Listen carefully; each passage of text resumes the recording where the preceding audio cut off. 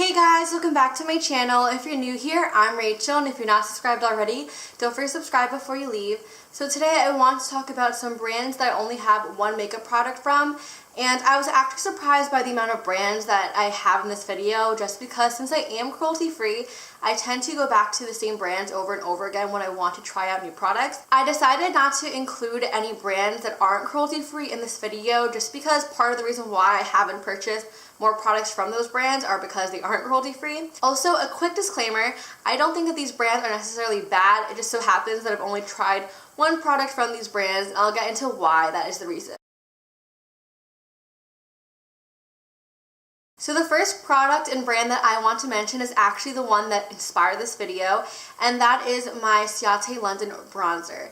Ciate London is a brand that I don't really hear a lot here on YouTube, so that's part of the reason why they aren't on my radar, especially because there are so many brands being talked about and having new releases. I feel like Ciate London just gets looked past for me. And the main reason why I actually decided to try this product is because I thought the packaging of this line was really cute. A lot of their packaging, like their palettes, have little eyes on them, and even this bronzer has really cute packaging. If you look at it, it has some sparkles on it. It has a cute little bow on it, so I thought it was really cute. That's why I wanted to try it out. And this bronzer is actually pretty good. Mine's in this shade South Beach, and it's definitely a deeper bronzer, so this is one I reach for more in the summertime when I'm tan, because this reddish undertone really looks good on my tan skin. So it's not that I think that this brand's products are bad quality. I do like this bronzer, and I think their packaging is really cute and it appeals to me, but since I don't hear about this brand a lot, I never think about purchasing products from them. And then the next brand that I want to mention is actually a product that I got as a gift, so I didn't really purchase this myself, but that is the brand Tashina. I got this as a gift last year. This is one of their 5-pan eyeshadow palettes. Mine is in the shade 02, which has more of these kind of dusty mauve shades. And I do like the eyeshadow formula of this palette. I just don't think it's worth all of the money that they cost. Like, this little 5-pan was $50, and their bigger palettes cost over $100. So I feel like their eyeshadow formula is good. It's really blendable. The metallics look really pretty on the lid, but for me, this eyeshadow formula is not worth the price that it costs. I am, though, interested in some of the face products because those are a little bit more moderately priced, and I have heard really good things about their highlighters and bronzers, so I am interested in trying those type of products from the line. But as for Natasha Denona's eyeshadows, I don't think I'm going to be trying any more in the future. So sticking to the realm of really expensive products, the next brand that I want to mention is Hourglass. I have one of their ambient lighting palettes that they usually release around the holiday season, and I have the edit version or unlocked, something like that. And this is what it looks like. It is a really pretty palette. I have been eyeing Hourglass products for the longest time because I've heard that their cheek products are amazing, but their price tag is almost $50 for a cheek product, and that is just something that I can't get myself to spend my money on. So I was contemplating getting some of these smaller mini sizes that they have now, but I decided that I wanted to wait for when they had one of these palettes because I thought this would probably be a better option to try a bunch of their products all at once and get a feel for the brands. So I've been eyeing their ambient lighting palettes for a while, since they came out in the beginning, but none of these shade selections ever appealed to me. A lot of times they were too light for me, or I just didn't like the shades. But this year I finally found a palette that I really liked, and this is just such a beautiful palette. I think the cheek products are amazing. This ambient lighting powder, I don't really quite understand the purpose of it because I don't really use it as a highlighter, and I can't see myself setting my face with it. So that kind of product from Hourglass, I don't quite understand the hype of. But like these cheek products, like this blush is really pretty, and I really love this bronzer, or these bronzers down here.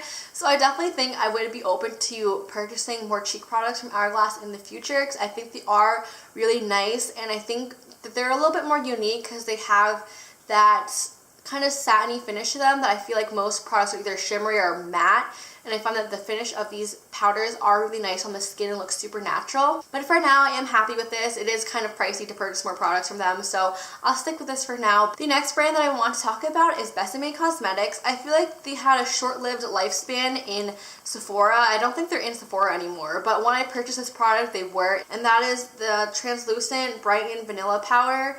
I don't know why they call this translucent because it definitely has more of a yellow tone to it, so it's not quite translucent on the skin. It definitely has that yellow tone to it, but I do really enjoy this powder. I like to use it to set my under eyes, and it really does a good job of brightening them. And I actually really like the packaging. I think it looks super cute and vintage, and I like how the powder has one of the little covers. Like, this that stops powder from falling out when you're not using it.